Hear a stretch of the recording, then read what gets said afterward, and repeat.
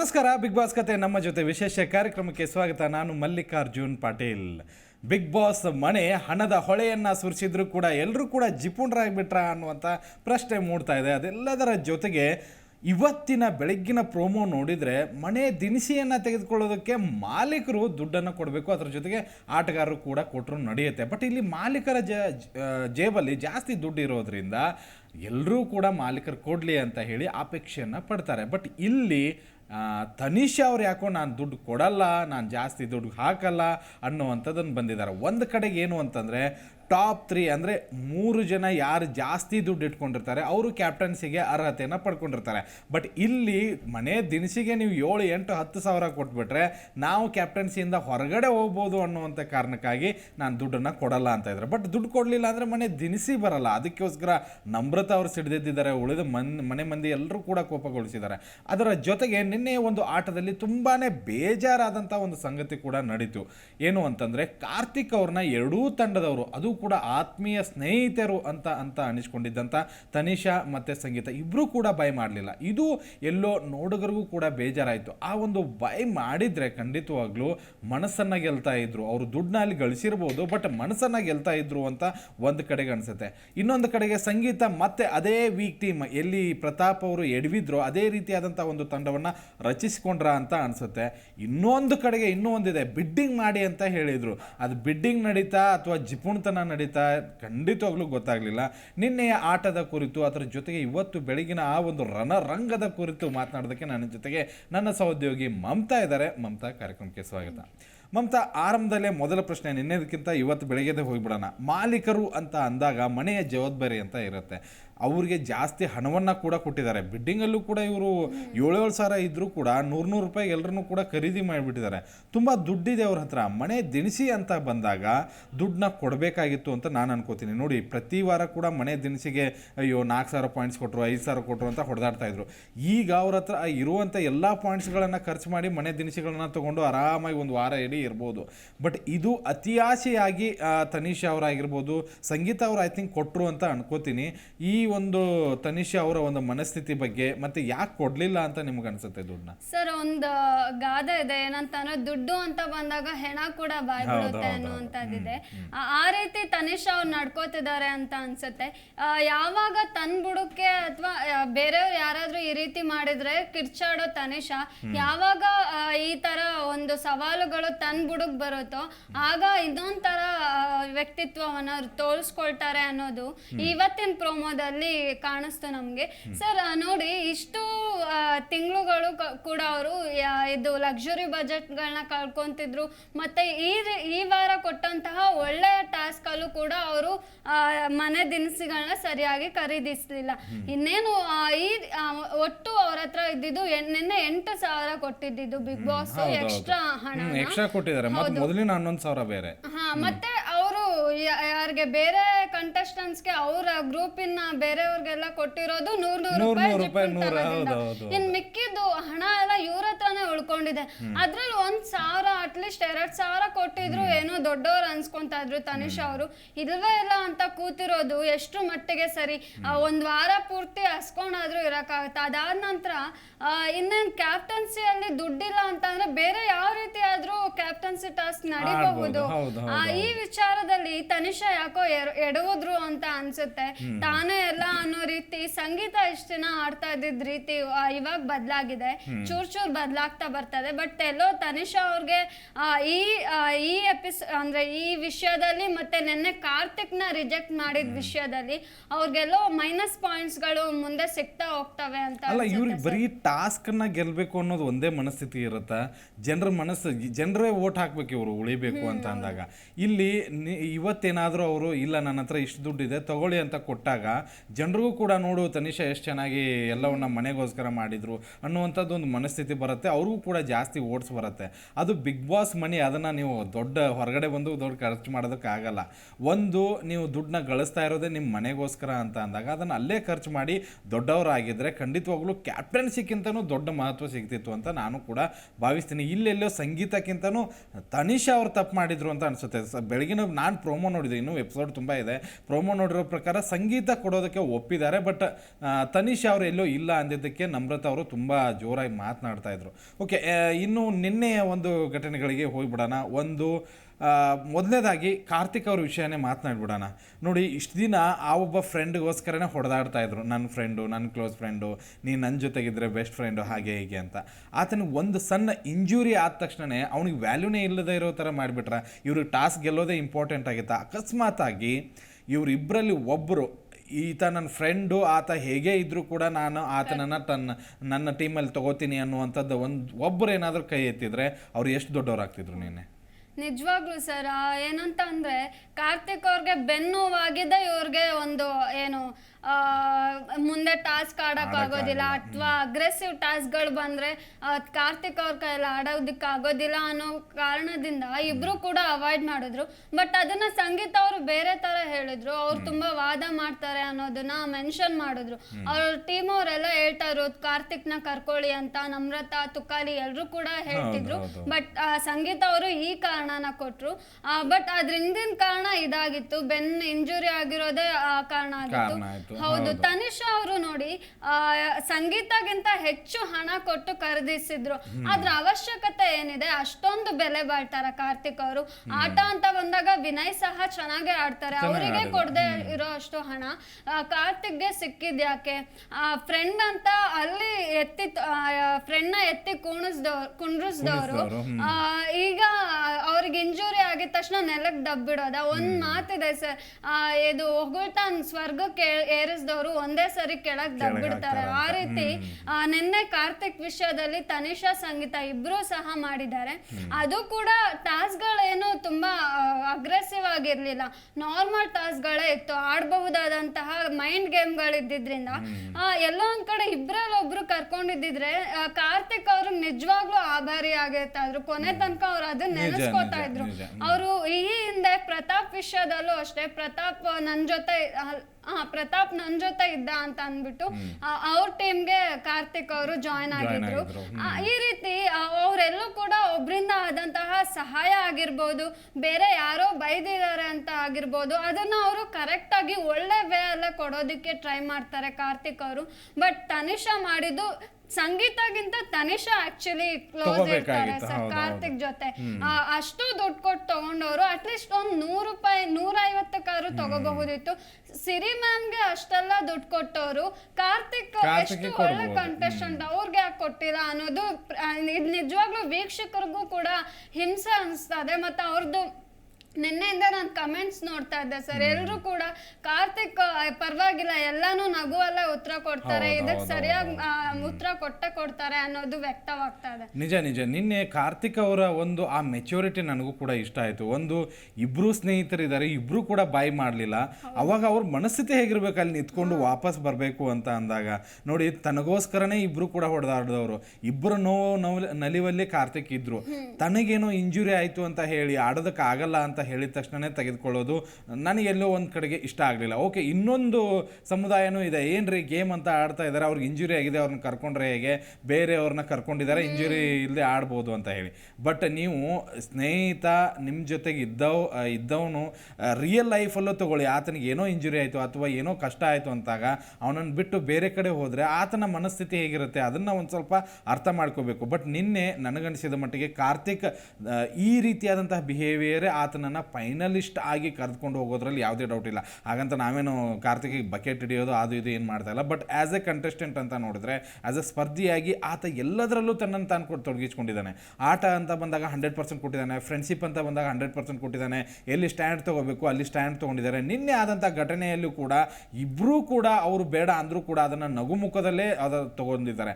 ಅದಾದಮೇಲೂ ಕೂಡ ನನಗೆ ಅಲ್ಲಿ ತುಕಾಲಿ ಮತ್ತು ವರ್ತೂರವ್ರು ಮಾತನಾಡ್ತಿರ್ತಾರೆ, ನೋಡು ಇಷ್ಟು ಅವನಿಗೆ ಸಾವಿರ ಕೊಟ್ಟರು, ಈಗ ಆತ ಇಂಜುರಿ ಆದ ಅಂತ ತಕ್ಷಣ ಆತನನ್ನು ಬಿಟ್ಬಿಟ್ರು, ₹10 ಆತನಿಗೆ ಯೋಗ್ಯತೆ ಇಲ್ಲ ಅಂತಾಗ ನೋಡು ಬಟ್ ಅಲ್ಲಿ ವರ್ತೂರ್ ತುಂಬ ಒಳ್ಳೆ ಕ್ಯಾಲ್ಕುಲೇಟ್ ಮಾಡಿ ಹೇಳ್ತಾರೆ, ನೋಡ್ತಾ ಇರಬೇಕಾದ್ರೆ ನೀನು ರೆಸ್ಟ್ ಮಾಡಬೇಕು ಅನ್ನೋ ಕಾರಣಕ್ಕಾಗಿ ಬಿಟ್ಟಿದ್ದೀನಿ ಅಂತ ಹೇಳ್ತಾರೆ ಅಂತ.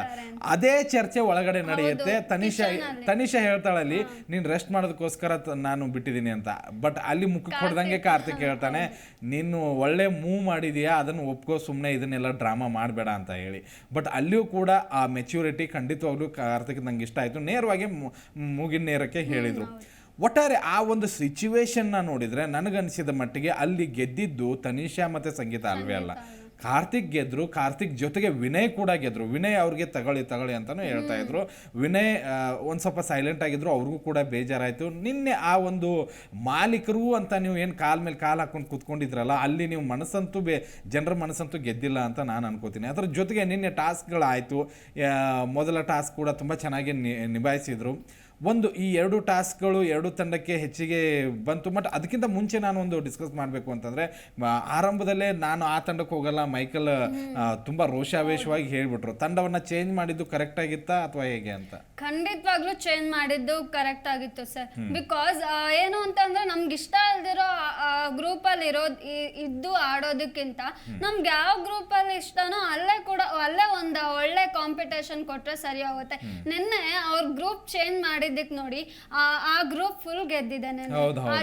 ಏನು ಚಿತ್ರ ಬಿಡಿಸೋದ್ರಲ್ಲಾಗಿರ್ಬಹುದು, ಡ್ರಮ್ ಉರುಳಿಸಿ ಪಾಯಿಂಟ್ಸ್ ತಗೊಳ್ಳೋದ್ರಲ್ಲಿರ್ಬಹುದು, ಕಾರ್ತಿಕ್ ತನಿಷಾ ಗ್ರೂಪ್ ಗೆದ್ದಿದೆ. ಮೈಕಲ್ ಕೂಡ ಅವರು ಎಷ್ಟು ಸಿಟ್ಟನ್ನು ಹೊರಗೆ ಹಾಕಿದ್ದಾರೆ ನೀವೇ ನೋಡಿರ್ತೀರಲ್ವ ಸರ್. ಅದು ಹೇಗಿತ್ತು ಅಂತಂದ್ರೆ ಒಂದೇ ಏಕಾಏಕಿ ಸಂಗೀತ ಅವ್ರನ್ನ ಅಳ್ಸೋ ತರ ಮಾಡಿತ್ತು. ಬಿಕಾಸ್ ಸಂಗೀತ ಅವರು ಕೂಡ ಕೆಲವೊಮ್ಮೆ ಆ ತರಾನೇ ನಡ್ಕೊಂಡಿದ್ದಾರೆ. ಏನು ಅವರಿಗೆ ಹೆಚ್ಚಿನ ನಾನ್ ಸ್ಕ್ರೀನ್ ಪ್ಲೇ ಕೊಟ್ಟಿದ್ದೀನಿ ಅಂತ ಒಂದು ಮೆನ್ಷನ್ ಮಾಡಿದ್ದು ಯಾಕೋ ಅದು ಸರಿ ಕಾಣ್ಲಿಲ್ಲ ಅನ್ಸುತ್ತೆ. ಯಾವಾಗ್ಲೂ ಅವ್ರು ಡ್ಯಾಮೇಜಿಂಗ್ ಸ್ಟೇಟ್ಮೆಂಟ್ ಕೊಟ್ಟು ಅದನ್ನ ಸಮರ್ಥಿಸ್ಕೊಳ್ತಾರೆ. ಬಟ್ ಅದು ಆಲ್ರೆಡಿ ಜನರನ್ನ ತಲುಪಿಬಿಟ್ಟಿರುತ್ತೆ. ಅವರೆಲ್ಲ ಸಮರ್ಥನೆ ಕೊಡೋಕ್ಕೂ ಮುಂಚೆ ಜನರನ್ನ ತಲುಪಿರೋದ್ರಿಂದ ಎಲ್ಲೋ ಒಂದ್ ಕಡೆ ಸಂಗೀತ ಅವ್ರಿಗೆ ಇಂಥ ಪಾಯಿಂಟ್ಸ್ಗಳು ಡ್ಯಾಮೇಜ್ ಆಗುತ್ತೆ. ಅವ್ರೆಲ್ಲ ಅಂದ್ರೆ ಅಷ್ಟು ಗಂಡಸ್ರನ್ನ ಹೆದರಾಕೊಳ್ಳೋದ್ರಲ್ಲಿ ಸಂಗೀತ ಅವ್ರು ಎತ್ತಿದ ಕೈ ಇದ್ದಾರೆ. ಬಟ್ ಇಂಥ ಮಾತುಗಳನ್ನ ಅವ್ರು ಯಾವಾಗ್ಲೂ ಕಂಟ್ರೋಲಲ್ಲಿ ಇಟ್ಕೊಂಡ್ರೆ ಎಲ್ಲೋ ಒಂದ್ ಕಡೆ ಚೆನ್ನಾಗಿ ಆಡ್ತಾರೆ ಅಂತ ಅನ್ಸುತ್ತೆ. ಇನ್ನೊಂದು ಕಡೆಗೆ ಆ ಟೀಮ್ ಹರಾಜಿನ ಬಗ್ಗೆ ಮಾತನಾಡೋದಾದರೆ ಅದು ಹರಾಜು ಪ್ರಕ್ರಿಯೆ ಅಂತಲೇ ಅನ್ನಿಸ್ಲಿಲ್ಲ. ಯಾರಿಗೆ ಯಾವ ತಂಡಕ್ಕೆ ಬೇಕೋ ಅವರಿಗೆ ಆ ತಂಡಕ್ಕೆ ಹೋಗ್ತಾ ಇದ್ರು. ಇವರು ಕೂಡ 100 ರೂಪಾಯಿ ಕೊಟ್ಟರು. 7,000 ರೂಪಾಯಿ ಕೊಟ್ಟು ಖರೀದಿ ಮಾಡಿ ಅಂದರೆ ನೀವು 300 ರೂಪಾಯಿಗೆ 3 ಜನರನ್ನ ಖರೀದಿ ಮಾಡಿಬಿಟ್ರಿ. ಬಿಗ್ ಬಾಸ್ ಏನೋ ಇದರಲ್ಲಿ ಟ್ವಿಸ್ಟ್ ನಡೆಯುತ್ತೆ, ಟರ್ನ್ ನಡೆಯುತ್ತೆ ಅನ್ನುವಂಥ ಮನಸ್ಥಿತಿಯಲ್ಲಿ ಕೊಟ್ಟಿದ್ದಾರೆ. ಬಟ್ ಇದನ್ನು ಡಮ್ಮಿ ಪೀಸ್ ಥರ ಮಾಡಿದರು. ನೋಡಿ ಆ ಹರಾಜು ಪ್ರಕ್ರಿಯೆ ನೋಡಿ IPL ಅಲ್ಲಿ ಹೆಂಗೆ ನಡೆಯುತ್ತೆ, ಕ್ಯೂರಿಯಾಸಿಟಿ ನಾನು ನೀನು ಹಾಗೆ ಹೀಗೆ ಆ ರೀತಿಯಾಗಿ ನಡೆಯುತ್ತೆ ಅಂತ ನಾನು ಕೂಡ ಅಂದ್ಕೊಂಡಿದ್ದೆ. ಬಟ್ ಇಲ್ಲಿ ಈಗೋ ಅನ್ನೋದು ಬಂದ್ಬಿಡ್ತು. ನೋಡಿ ಎಲ್ಲರೂ ಕೂಡ ಅವ್ರಿಗೆ ತಂಡಕ್ಕೆ ಏನು ಬೇಕೋ ಅವರು ಅದನ್ನು 100 ರೂಪಾಯಿ ಕೊಟ್ಟು ತೊಗೊಂಡ್ರು, ಇವ್ರಿಗೆ ಬೇಕೋ ಅದನ್ನು 100 ಕೊಟ್ಟು ತೊಗೊಂಡ್ರು. ಬಟ್ ಇಲ್ಲಿ ಯಾರು ತುಕಾಲಿ ಅವ್ರಿಗೆ ಇಷ್ಟ ಇಲ್ಲದೆ ಇದ್ರು ಕೂಡ ಸಂಗೀತ ಟೀಮ್ಗೆ ಹೋಗ್ತಾರೆ. ಅವ್ರು ತುಕಾಲಿ ಅವ್ರೊಂದು ಮಾತನ್ನ ಹೇಳ್ತಾರೆ, ಬ್ರಹ್ಮಾಂಡಗಳೇ ನನ್ನ ಸುತ್ತ ಇದ್ದಾವೆ, ಒಂದು ನೆಗೆಟಿವಿಟಿ, ಒಂದು ಮೂಢನಂಬಿಕೆ, ಎಲ್ಲರೂ ಕೂಡ ಇದ್ದಾರೆ, ನಾನು ಹೇಗೆ ಆಡಲಿ ಅಂತ ಹೇಳಿ. ಅದರ ಜೊತೆಗೆ ಅಲ್ಲಿ ಅವ್ರಿಗೆ ಆಡೋದಕ್ಕೂ ಇಷ್ಟ ಇರಲಿಲ್ಲ. ನಿನ್ನೆ ಆ ಒಂದು ಹರಾಜು ಪ್ರಕ್ರಿಯೆ ಸರಿ ಇತ್ತು ಅಂತ ನಿಮ್ಗೆ ಅನ್ಸುತ್ತಾ? ಆ ರೀತಿ ಮಾಡಬೇಕಾಗಿತ್ತಾ, ಇಲ್ಲ ಸ್ಟ್ರಾಂಗ್ ಟೀಮ್ ಅಥವಾ ಸ್ಟ್ರಾಂಗ್ ಟೀಮ್ನ ಕಟ್ಟೋದಕ್ಕೆ ಒಳ್ಳೆ ಬಿಡ್ ಮಾಡಿ ತೆಗೆದುಕೊಳ್ಬೇಕಾಗಿತ್ತು ಅಂತ ಅನ್ನಿಸ್ತಾ? ಹೇಗೆ ಸರ್, ಇಬ್ರು ಕೂಡ ಒಂದಷ್ಟು ಯೋಚನೆ ಮಾಡಿ ಯಾರನ್ನ ತಗೊಳ್ಬೇಕು, ಅಲ್ಲಿ ಏನೋ ಗೊಂದಲಗಳಿರ್ಲಿ, ಸರಿಯಾಗಿ ಆಡದೇ ಇರ್ಲಿ, ಅಥವಾ ಅವರವರಲ್ಲೇ ವೈಮನಸ್ಸಿರ್ಲಿ. ಬಟ್ ಆಟ ಅಂತ ಬಂದಾಗ ಒಳ್ಳೆ ಕಂಟೆಸ್ಟೆಂಟ್ಸ್ ಇರಬೇಕು ನಮ್ಮ ಜೊತೆ. ನಮ್ಮ ಗ್ರೂಪಲ್ಲಿ ಒಳ್ಳೆ ಪ್ರತಿಭೆಗಳಿದ್ರೆ ಅಟ್ಲೀಸ್ಟ್ ನಾವೊಂದು ಗ್ರೂಪ್ ಅಂದ್ರೆ ವಿನ್ ಆಗೋದಿಕ್ಕೆ ಅಥವಾ ಪಾಯಿಂಟ್ಸ್ನ ಇನ್ನಷ್ಟು ಗಳಿಸೋದಿಕ್ಕೆ ಅಲ್ಲಿ ಈಸಿ ಆಗುತ್ತೆ. ಬಟ್ ಇಬ್ರು ಕೂಡ ಹೇಗೆ ಅಂತಂದ್ರೆ ತುಂಬಾ ಈಗೋ ಇಂದ ಆಡಿದ್ರು, ಅಹಂ ಅವ್ರು ಬೇಡ. ಮತ್ತೆ ಇನ್ನೇನು ನಾವ್ ಎಷ್ಟೇ ಬೋರ್ಡ್ ತೋರ್ಸಿದ್ರೆ ಬರ್ತಾರೆ, ಇಲ್ಲಾಂದ್ರೆ ಬಿಗ್ ಬಾಸ್ ಕೂರಿಸ್ತಾರೆ ಇಷ್ಟೇ ಅಂತ ಅನ್ಕೊಂಡು ಏನ್ ಇವ್ರು 100 ತೋರ್ಸಿದ್ರೆ ಇವ್ರು 150, 200 ತೋರ್ಸಿದ್ರೆ 250. ಅಲ್ಲ, ಅವರಿಗೆ ಮೋಸ್ಟ್ಲಿ ಬಿಡ್ ಮಾಡೋದೇ ಗೊತ್ತಿಲ್ಲ ಅನ್ಸುತ್ತೆ.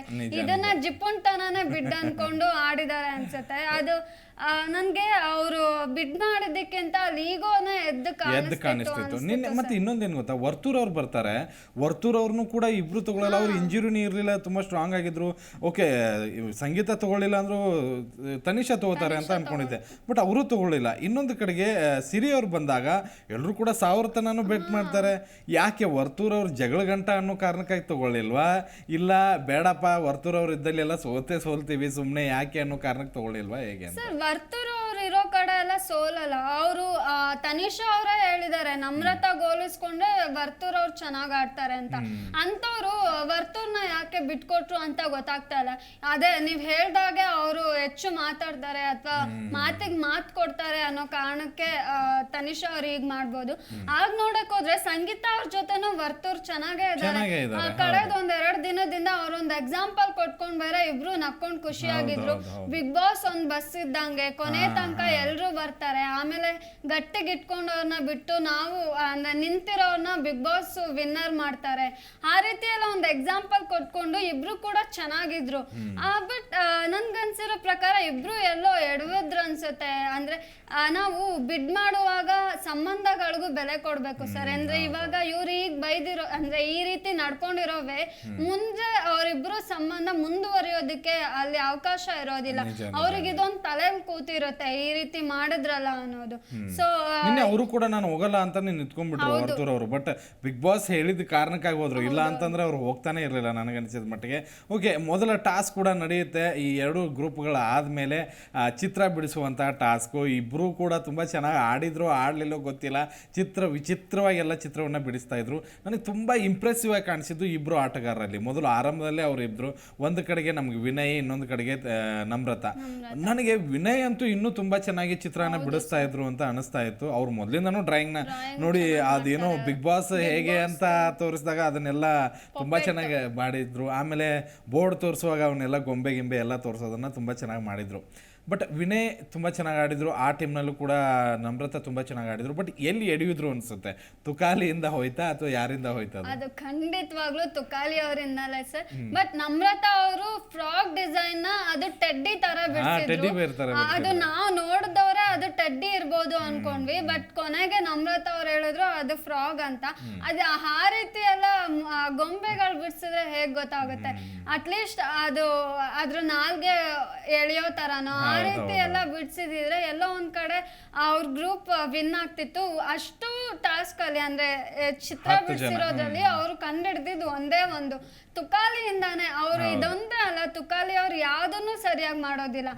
ಕಳೆದ ಒಂದೆರಡು ವಾರದಿಂದ ಒಂದು ಏನು ಹೆಸರು ಬರ್ದು ಅದನ್ನ ಉಲ್ಟಾ ಹೆಸರು ಬರ್ದು ಗುರ್ತಿಸ್ಬೇಕು ಅಂತ ಹೇಳಿದ್ರು. ಅದಕ್ಕೆ ಬ್ರಹ್ಮನೇ ಬಂದ್ರು ಆ ಅಕ್ಷರಗಳನ್ನ ಗುರ್ತಿಡಿಯೋದಕ್ಕಾಗಲ್ಲ. ಅಷ್ಟು ವಿಕಾರವಾಗಿ ವಿಚಿತ್ರವಾಗಿ ಬರ್ದಿದ್ರು. ಇನ್ನು ಏನು ಈ ಟಾಸ್ಕ್ ಕೂಡ ಅದೇ ರೀತಿ ಆಡಿ ಎಕ್ಕುಟ್ಟು ಹೋಗ್ಸಿದ್ರು. ಅಲ್ಲ, ಫಿಸಿಕಲ್ ಟಾಸ್ಕ್ ಬರ್ಲಿ, ಮೆಂಟಲ್ ಟಾಸ್ಕ್ ಬರ್ಲಿ, ಎಲ್ಲ ಕೂಡ ತನಿಷಾ ಅವ್ರನ್ನೇ ಗೆಲ್ತಾ ಇದಾರೆ. ಅವ್ರ ಟೀಮ್ ಅಂತೂ ಈಗೋ ಇಂದನೇ ಹಾಳಾಗ್ತಾ ಇದೆ ಅಂತ ಅನ್ಸುತ್ತೆ. ಮತ್ತೆ ಇನ್ನೊಂದಲ್ಲಿ ಅಬ್ಸರ್ವ್ ಮಾಡಿದ್ರ, ಸೋತ್ರು. ಓಕೆ, ಸೋತ ತಕ್ಷಣನೇ ಈಗ ತುಕಾಲಿ ಅವ್ರಿಗೆ ನಾವು ಅದನ್ನ ನೀಟಾಗಿ ಬರ್ಕೊಂಡ್ ಬಾ ಅನ್ನೋಕೆ ಅವ್ರು ಎಲ್ಲೂ ಡ್ರಾಯಿಂಗು ಕಲ್ತಿಲ್ಲ. ಈಗ ನಮ್ಮಂತವ್ರನ್ನು ಕೂಡ ನೀವು ಡ್ರಾಯಿಂಗ್ ಅಂತಂದಾಗ ಡ್ರಾಪ್ಗಳಾದ್ರೂ ಬಿಡಿಸಿದ್ರೆ ಅದು ಒಂದು ಕೆಲವೊಂದ್ಸರಿ ಏನಾಗುತ್ತೆ ಗೊತ್ತಾ, ಪ್ರೆಷರ್ ಇರುತ್ತೆ. ಜಸ್ಟ್ 15 ಸೆಕೆಂಡ್ ಬೇರೆ ಇರುತ್ತೆ. ಮತ್ತೆ ನಮ್ಮಂಥವ್ರಿಗೆ ಈಗ ನಾನು ಡ್ರಾಯಿಂಗ್ ಬಿಡಿಸು ಅಂತಂದ್ರೆ ಬಿಡಿಸೋದಕ್ಕೆ ಬೇಗ ಆಗೋದಿಲ್ಲ. ಕೆಲವೊಬ್ರು ಅದನ್ನ ಕಲ್ತಿರ್ತಾರೆ. ಅಥವಾ ಈಗ ನೋಡಿ ವಿನಯ್ ಬಿಡಿಸೋ ರೀತಿ ನಮ್ರತಾನು ಬಿಡಿಸಿಲ್ಲ, ವಿನಯ್ ತುಂಬ ಚೆನ್ನಾಗಿ ಬಿಡಿಸ್ತಾ ಇದ್ರು. ಹಾಗಂತ ಹೇಳಿ ಬೇರೆಯವರು ಅದೇ ರೀತಿಯಾದಂಥ ಕಲೆಯನ್ನು ಇಟ್ಕೋಬೇಕು ಅಂತಲ್ಲ. ಬಟ್ ಟ್ರೈ ಮಾಡಿದ್ರು ತುಕಾಲಿ. ಬಟ್ ಅಲ್ಲಿ ಆ ಟ್ರೈ ಅಂತೂ ವರ್ಕೌಟ್ ಆಗಲಿಲ್ಲ. ನಮ್ಮ ಕೆಟಗರಿಯಲ್ಲಿ ಅವರು ಇದ್ರು, ನಾವು ಕೂಡ ಹಾಗೆ ಬಿಡಿಸೋದು. ಓಕೆ, ಈ ಒಂದು ಮ್ಯಾಚಲ್ಲಿ ಸೋತರು, ಓಕೆ, ಅದನ್ನು ಬಿಟ್ಕೊಡೋಣ. ಬಟ್ ಮ್ಯಾಚ್ ಸೋತ ಮೇಲೆ ಸಂಗೀತ ಅವ್ರ ಬಿಹೇವಿಯರ್ ನಿಮ್ಗೆ ಇಷ್ಟ ಆಯ್ತಾ? ಒಂದು ಕಡೆಗೆ ತುಕಾಲಿ ಅವ್ರು ಬಂದು ಇಲ್ಲ ನನ್ನಿಂದನೇ ಸೋತರು, ನನಗೆ ಗೊತ್ತಿದೆ, ಐ ಆಮ್ ಸಾರಿ ಹಾಗೆ ಹೀಗೆ ಅಂದಾಗ ಕೈ ಕೊಡೋದಕ್ಕೆ ಮುಂದಾಗಲಿಲ್ಲ. ಅಲ್ಲಿ ಒಂದು ಈಗೋ ನಿನ್ನಿಂದನೇ ನಾವು ಸೋತ್ವಿ ಅನ್ನುವಂಥದ್ದು. ಒಂದು ತಂಡ ಸೋತಾಗ ಅದನ್ನು ಬೆನ್ತಟ್ಟಿ ಮುಂದೆ ಗೆಲ್ಲೋದಕ್ಕೆ ನಾವು ಟ್ರೈ ಮಾಡಬೇಕು. ಅದನ್ನು ಬಿಟ್ಟು ಸಂಗೀತ ಆ ರೀತಿಯಾಗಿ ಮಾಡಿದ್ದು ಎಲ್ಲೋ ತಂಡವನ್ನು ಕುಗ್ಗಿಸಿಬಿಡ್ತು ಅಂತ ಅನಿಸ್ಲಿಲ್ವಾ ನಿಮಗೆ? ಕುಗ್ಗಿಸಿತ್ತು ಅನ್ನೋದಕ್ಕಿಂತ ಅವರಿಬ್ರು ಮಧ್ಯೆ ಮೊದ್ಲಿಂದಾನು ಚೆನ್ನಾಗಿಲ್ಲ ಸರ್. ಸೊ ಹಾಗಾಗಿ ಅವರು ಆ ರೀತಿ ನಡ್ಕೊಂಡಿರ್ಬೋದು. ಈ ಹಿಂದೆ ಕೂಡ ತುಕಾಲಿ ಮತ್ತೆ ಸಂಗೀತಾಗೆ ಒಂದು ಕ್ಲಾಶ್ ಆಗಿತ್ತು. ಆಗ ಸಂಗೀತ ಅವ್ರು ಬಂದು ಸಾರಿ ಕೇಳಿದ್ರು. ಬಟ್ ಅದೇ ವಿಚಾರವಾಗಿ ತುಕಾಲಿ ಅವರು ಬೆಳಗ್ಗೆ ಎದ್ದು ಜಗಳ ಮಾಡಿದ್ರು. ಹೀಗೆ ಅವರಿಬ್ರು ಮಧ್ಯೆ ಯಾವತ್ತೂ ಸರಿ ಹೋಗೋದಿಲ್ಲ. ಸೊ ನಾವ್ ಇದ್ರ ಬಗ್ಗೆ ಡಿಸ್ಕಸ್ ಮಾಡೋದು ಅವಶ್ಯಕತೆ ಇಲ್ಲ ಅನ್ಸುತ್ತೆ. ಯಾಕಂತಂದ್ರೆ ಅವ್ರ ಬಗ್ಗೆ ಇವ್ರ ವಾದ ಮಾಡ್ತಾರೆ, ಇವ್ರ ಬಗ್ಗೆ ಅವ್ರ ವಾದ ಮಾಡ್ತಾರೆ, ಇವ್ರ ಬಗ್ಗೆ ಅವ್ರ ಜಗಳ ತೆಗಿತಾರೆ, ಅವ್ರ ಬಗ್ಗೆ ಇವ್ರ ಜಗಳ ತೆಗಿತಾರೆ, ಅವ್ರು ನಾಮಿನೇಟ್ ಮಾಡಿದ್ರೆ ಇವರು ನಾಮಿನೇಟ್ ಮಾಡ್ತಾರೆ. ಈ ರೀತಿ ಕೋಳಿ ಜಗಳದ ಹಾಗೆ ಇಬ್ಬರದು ಇರುತ್ತೆ ಯಾವಾಗ್ಲೂ ಕೂಡ. ಬಟ್ ಸಂಗೀತ ಅವರು ಅಕ್ಸೆಪ್ಟ್ ಅಂದ್ರೆ ಒಂದ್ ತಂಡದ ನಾಯಕಿಯಾಗಿ ನಾಯಕತ್ವದ ಗುಣ ಅದು. ಯಾವ್ದೇ ಆದ್ರೂ ಸೋಲು ಅಥವಾ ಗೆಲುವು ಯಾವ್ದೇ ಬರ್ಲಿ ಅದನ್ನ ನಾವು ಒಪ್ಕೋಬೇಕು. ಸೋತ್ರೇನೆ ಗೆಲುವಿನ ಏನು ಪ್ರಾಮುಖ್ಯತೆ ಏನು ಅಂತ ಗೊತ್ತಾಗೋದು. ಹಾಗಾಗಿ ಸಂಗೀತ ಅವ್ರು ಮಾಡಿದ್ ಸರಿ ಅಲ್ಲ ಸರ್. ಮೋಸ್ಟ್ಲಿ ಅವರು ಇಬ್ರಿಗೂ ಸರಿ ಇಲ್ಲ ಅಂತ ಅವ್ರು ಒಪ್ಕೊಂಡಿಲ್ಲ. ನಿಜ ನಿಜ. ಮತ್ತೆ ಅದರ ನಂತರ ಅವರು ಕೂಡ ಟಾಸ್ಕ್ ಆಡಲ್ಲ ಅಂತ ಅಲ್ಲಿ ಕೋಪದಲ್ಲಿ ಹೇಳ್ತಾರೆ. ಅದಾದ ನಂತರ ನೆಕ್ಸ್ಟ್ ಟಾಸ್ಕ್ ಅಂತ ಬಂದಾಗ ಬೇಕು ಅಂತಾನೆ ಅವ್ರನ್ನ ತುಕಾಲಿ ಅವ್ರನ್ನ ಕೂರಿಸ್ತಾರೆ. ಅವ್ರಿಗೂ ಅದೇ ಬೇಕಾಗಿತ್ತು, ಹೇಗೋ ಒಬ್ಬರನ್ನ ಕೂರಿಸ್ಬೇಕು, ಇವನೇ ಹೇಳಿದಾನೆ, ಅದನ್ನೇ ಒಂದು ಸ್ಟ್ರಾಟಜಿ ಯೂಸ್ ಮಾಡ್ಕೊಂಡ್ರು. ಓಕೆ, ಅದಾದ ನಂತರ ಒಂದು ಡ್ರಮ್ ಟಾಸ್ಕ್ ಅಂತ ಬರುತ್ತೆ. ಡ್ರಮ್ ಟಾಸ್ಕ್ ಅಲ್ಲಿ ತನಿಷಾ ಮತ್ತೆ ಇವ್ರ ಟೀಮ್ಗೆ ಒಂದು ಅಡ್ವಾಂಟೇಜ್ ಏನು ಸಿಕ್ತು ಅಂತಂದ್ರೆ, ಒಬ್ಬ ನಿಮಗೆ ಏನು ಆ ಬಡಿಗೆ ಹಿಡ್ಕೊಂಡು ಕಾರ್ತಿಕ್ ಅವ್ರು ನಿಲ್ಬೇಕು, ಯಾವ ಟೀಮಿಗೆ ಸಪೋರ್ಟ್ ಮಾಡಬೇಕು ಅಂತ ಹೇಳಿ. ಅಲ್ಲಿ ತನಿಷಾ ಅವ್ರ ಟೀಮ್ಗೆ ಅವ್ರ ಸಪೋರ್ಟ್ ಮಾಡಿದ್ರು. ಅದಕ್ಕಿಂತ ಮುಂಚೆ ಮಾತುಕತೆಗಳು ನಡೆಯುತ್ತೆ. ಅಲ್ಲಿ ಸಂಗೀತ ಈಗೋ ಬಿಡಲೇ ಇಲ್ಲ. ಕಾರ್ತಿಕ್ ಕೂಡ ಅಲ್ಲಿ ಈಗೋ ತೋರಿಸಿದ್ರು. ಅದು ಒಂದು ಥರ ಅವರೇ ಬಂದಿಲ್ಲ ನಾನು ಯಾಕೆ ಹೋಗಲಿ ಅನ್ನೋದು. ಒಂದು ದುಡ್ಡಿಗೋಸ್ಕರನೂ ಮಾಡಿದ್ರು. ಆ್ಯಕ್ಚುಲಿ ಅದು ರೈಟ್ ವೇ. ಒಂದು ನಿಮ್ಮ ಹತ್ರ ಇಂಜುರಿ ಆಗಿದೆ, ನಿಮ್ಮನ್ನ ಯಾರೂ ತಗೋತಾ ಇಲ್ಲ ಅಂದಾಗ ನೀವು ದುಡ್ಡಿಗೋಸ್ಕರ ಆಡಲೇಬೇಕಾಗತ್ತೆ. ಅಲ್ಲಿ ತನಿಷಾ ಅವ್ರಿಗೆ ಸಪೋರ್ಟ್ ಮಾಡಿದ್ದು ಕರೆಕ್ಟಾಗಿತ್ತು ಅಂತ ಅನ್ಸುತ್ತಾ ಹೇಗೆ ಸರ್? ನನ್ಗೆ ಯಾಕೋ ಇಬ್ರಿಗೂ ಅವರ ಸಪೋರ್ಟ್ ಮಾಡದೇ ಇದ್ದಿದ್ರೆ ಸರಿ ಹೋಗ್ತಿತ್ತು. ಬಿಕಾಸ್ ಇಬ್ರು ಕೂಡ ಇಂಜುರಿ ಆಗಿದೆ ಅಂದಿದ ತಕ್ಷಣ ಸ್ವಂತ ಅಷ್ಟು ಕಿತ್ತಾಡಿ ತಗೊಂಡಿದ್ದಂತಹ ಗೆಳೆಯನ್ನ ಬಿಟ್ಕೊಟ್ಟವ್ರು ಅವರು. ಇಂಥ ಟೈಮಲ್ಲಿ ಸಹಾಯ ಅಂತ ಬಂದಾಗ ಯಾಕೆ ಮಾಡಬೇಕಾಗಿತ್ತು ಅಂತ ನನ್ನ ಪ್ರಶ್ನೆ. ಹೀಗಾಗಿ ಅವ್ರು ಇಬ್ರಿಗೂ ಆಡಿಲ್ಲ ಅಂದ್ರೆ ಪರವಾಗಿರ್ತಾ ಇತ್ತು. ಬಟ್ ಸಂಗೀತ ಕಡೆ ಹೋಗಿದ್ದಿದ್ರೆ ಒಂದಷ್ಟು ಚೆನ್ನಾಗಿರ್ತಿತ್ತು. ಬಿಕಾಸ್ ಈ ಹಿಂದೆ ಎಲ್ಲಾ ಟಾಸ್ಕ್ಗಳು ಇವರು ತನಿಷಾ ಟೀಮೇ ಗೆದ್ದಿದೆ. ಇದನ್ನ ಅಟ್ಲೀಸ್ಟ್ ಇವರಿಂದ ಗೆದ್ಕೊಟ್ಟಿದ್ರೆ ಒಂದಷ್ಟು ಆ ಒಂದು ಡ್ರಮ್ ಟಾಸ್ಕ್ ಅಂತ ಬಂದ್ರೆ ನೋಡಿ, ಎಲ್ಲರೂ ಕೂಡ ಆಯ್ತು, ಎಲ್ಲರೂ ತನಿಷಾ ಟೀಮ್ ತುಂಬಾ ಜಾಸ್ತಿ ಪಾಯಿಂಟ್ಸ್ ನ ತಗೊಂಡ್ರು, ಎಲ್ಲರೂ ಕೂಡ ಹೊರಗಡೆ ಹೋದ್ರು. ಬಿಗ್ ಬಾಸ್ ಕೂಡ ಒಂದು ಒಳ್ಳೆ ಉಸ್ತುವಾರಿ ವಹಿಸ್ಕೊಂಡಿದ್ರು. ಅದರಲ್ಲಿ ವಿನ್ ಅಂತ ಘೋಷಣೆ ಮಾಡಲಿಲ್ಲ. ಅದು ಒಂದು ಡಿಸಿಷನ್ ಕರೆಕ್ಟ್ ಆಗಿತ್ತಾ ಹೇಗೆ ಅಂತ? ಕರೆಕ್ಟ್ ಆಗಿತ್ತು ಸರ್, ನಿಜವಾಗ್ಲೂ. ಅದು ಎಲ್ಲಿ ಇವರೇ ಗೆದ್ಬಿಡ್ತಾರ ಮತ್ತೆ ಅನ್ನೋ ಅಷ್ಟರಲ್ಲಿ ಯಾರು ಬಿಗ್ ಬಾಸ್ ಅವರು ಸರಿಯಾದ ಉಸ್ತುವಾರಿ ತಗೊಂಡು ಒಂದೊಳ್ಳೆ ಕರೆಕ್ಟ್ ಆನ್ಸರ್ನ ಕೊಟ್ಟಿದ್ದಾರೆ. ಬಟ್ ಅದೇ ಜಾಗದಲ್ಲಿ ಬಿಗ್ ಬಾಸ್ ನೋಡಿಲ್ಲ ಅಂತಾನೆ ಬೇರೆ ಯಾರಾದ್ರೂ ಇದ್ದಿರೋ ಅಂದ್ರೆ ಬೇರೆ ಯಾರಾದ್ರೂ ಉಸ್ತುವಾರಿ ವಹಿಸಿದ್ರೆ ಇದ್ರ ಬಗ್ಗೆ ಹೇಳ್ತಿರ್ಲಿಲ್ಲ ಅನ್ಸುತ್ತೆ ನನಗನ್ಸಿದ ಮಟ್ಟಿಗೆ. ಯಾಕೆಂದ್ರೆ ನೋಡಿ, ಈಗ ಕಾರ್ತಿಕ್ ಆಗಿದ್ರೆ ಒಂದ್ ತಂಡಕ್ಕೆ ಮಾತ್ರ ಸಪೋರ್ಟ್ ಮಾಡ್ತಾರೆ, ಯಾಕೋ ಸಂಗೀತ ಅವ್ರ ಟೀಮ್ಗೆ ಆತ ಸಪೋರ್ಟ್ ಮಾಡ್ತಾ ಇರ್ಲಿಲ್ಲ. ಇಲ್ಲಿ ತನಿಷಾನೇ ಗೆಲ್ತಾ ಇರುವಾಗ ಹೋಗ್ಲಿ ಬಿಡು ಇದು ಒಂದ್ ಸ್ವಲ್ಪ ಅಂತ ಹೇಳಿ ಸುಮ್ಮನೆ. ಯಾಕಂದ್ರೆ ಅದಕ್ಕಿಂತ ಮುಂಚೆ ಅದ್ರ ಬಗ್ಗೆ ಯಾರು ತಲೆ ಮಾತಾಡೇ ಇಲ್ಲ. ಅಲ್ಲಿ ಅವ್ರಿಗೆ ಆ ರೂಲ್ಸು ಗೊತ್ತಿಲ್ಲ. ಅದ್ರ ಹೊರಗಡೆ ಹೋದ್ರೆ ಸ್ವಲ್ಪ ಹೊರಗಡೆ ಹೋದ್ರೆ ನಡೆಯುತ್ತೆ ಬಿಡು ಅನ್ನೋ ತರ. ಬಟ್ ನಿನ್ನೆ ಆ ಟಾಸ್ಕ್ ಅಲ್ಲಿ ನನಗೆ ಬಿಗ್ ಬಾಸ್ ಡಿಸಿಷನ್ ಇಷ್ಟ ಆಯ್ತು. ಒಂದ್ ಕಡೆಗೆ ಒಂದೇ ಸೈಡ್ ವಿನ್ನಿಂಗ್ ಪರ್ಫಾರ್ಮೆನ್ಸ್ ಹೋದಾಗ ಆ ಒಂದು ಡಿಸಿಷನ್ ಎಲ್ಲೋ ಸಂಗೀತ ಅವ್ರ ಟೀಮ್ಗೆ ಪ್ಲಸ್ ಆಗ್ಬೋದು ಅಂತ ಅನ್ಕೋತೀನಿ. ಓಕೆ, ನಿನ್ನೆ ಒಂದು ಆಟದ ಬಗ್ಗೆ ಮತ್ತೆ ಇವತ್ತು ಒಂದು ಸ್ವಲ್ಪ ಅಗ್ರೆಸಿವ್ ಆಗಿ ಕಾಣಿಸ್ಕೊಂಡಿದ್ದಾರೆ, ಅದ್ರ ಬಗ್ಗೆ ಎಲ್ಲ ಕೂಡ ತುಂಬಾ ಚೆನ್ನಾಗಿ ವಿವರಣೆ ಕೊಟ್ರಿ. Thank you Mamata, thank you so much. Yes ವೀಕ್ಷಕರೇ, ಬಿಗ್ ಬಾಸ್ ಮನೆ ಇನ್ನೊಂದು 20 ದಿನ ಉಳಿದಿದ್ದಾರೆ. 20 ದಿನದಲ್ಲಿ ನೀವು ಕ್ಯಾಪ್ಟನ್ ಆಗೋದಕ್ಕೆ ಏನೆಲ್ಲ ಮಾಡಬೇಕು ಅದನ್ನೆಲ್ಲ ಮಾಡಿ ಕ್ಯಾಪ್ಟನ್ ಆಗಿ ಇನ್ನೊಂದು ವಾರ ಉಳಿದು ಕೊನೆಯ ಟಾಪ್ 5 ಇರೋದಕ್ಕೆ ಎಲ್ಲರೂ ಕೂಡ ಪ್ರಯತ್ನವನ್ನು ಶತಾಯ ಗತಾಯ ಮಾಡ್ತಾನೆ ಇದ್ದಾರೆ. ಅದರ ಎಲ್ಲದರ ಜೊತೆಗೆ ಮಾನವೀಯತೆ ಮರ್ತೋಯ್ತಾ ಅನ್ನುವಂಥ ಪ್ರಶ್ನೆ ಕೂಡ ಇದೆ. ಫ್ರೆಂಡ್ಶಿಪ್ನ ಹಾಳು ಮಾಡಿದ್ರ ಅದು ಕೂಡ ಇದೆ. ಹಣನೇ ಎಲ್ಲ ಆಯ್ತಾ ಅದು ಕೂಡ ಇದೆ. ಎಲ್ಲದಕ್ಕೂ ಕೂಡ ಈ ವಾರದ ಎಂಡಲ್ಲಿ ಕಿಚ್ಚ ಸುದೀಪ್ ಅವ್ರು ಬಂದೇ ಆ ಒಂದು ಮಾತುಕತೆಯನ್ನು ಮಾಡಬೇಕು. ನೋಡ್ತಾ ಇರಿ ಜೀ ಕನ್ನಡ ನ್ಯೂಸ್, ಸತ್ಯವೇ ಸುದ್ದಿಯ ಜೀವಾಳ.